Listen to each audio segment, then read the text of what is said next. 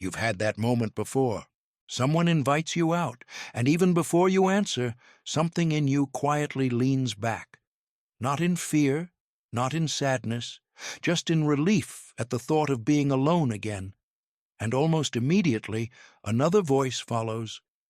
Is something wrong with me for wanting this? There isn't. You've simply noticed something about yourself that the world doesn't always know how to name. You're not broken. You're not missing a piece.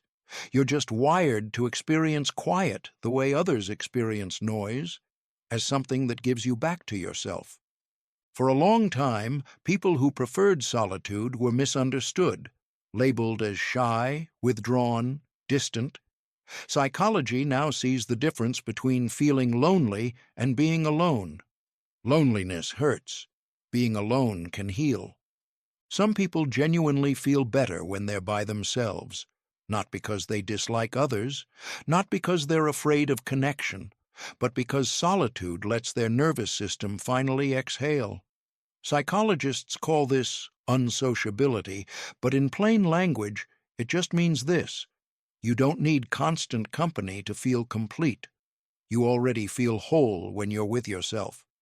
Think of it like sound levels.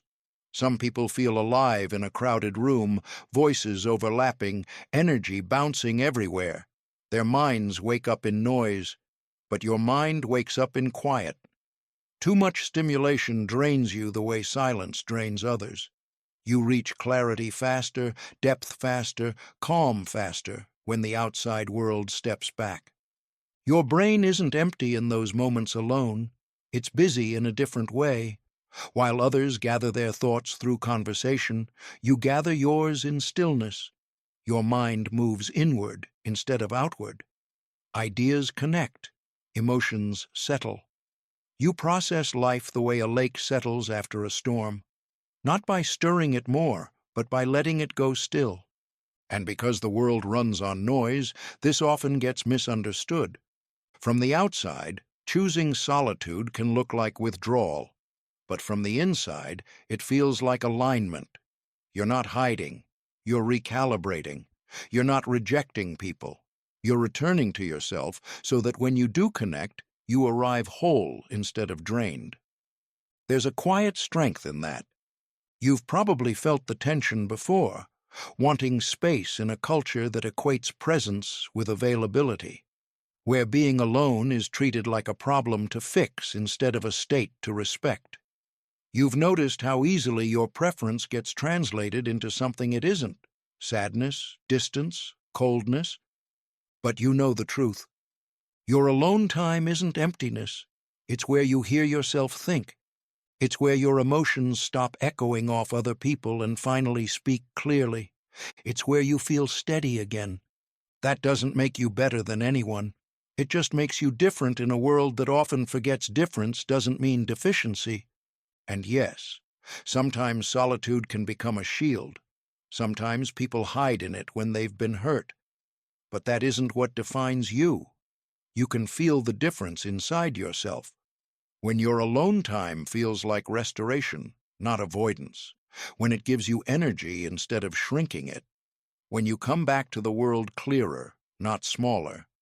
That's not running away from life. That's learning how you function best inside it. You live in a culture that praises connection but rarely teaches containment, that celebrates being seen but not being centered. So when you step back, when you choose depth over noise, people may not always understand. They may think you're missing out. But you know what you're gaining. You gain clarity instead of clutter. You gain stability instead of overstimulation. You gain a relationship with yourself that doesn't depend on constant reflection from others. And in a world that never stops talking, that's not emptiness. That's depth.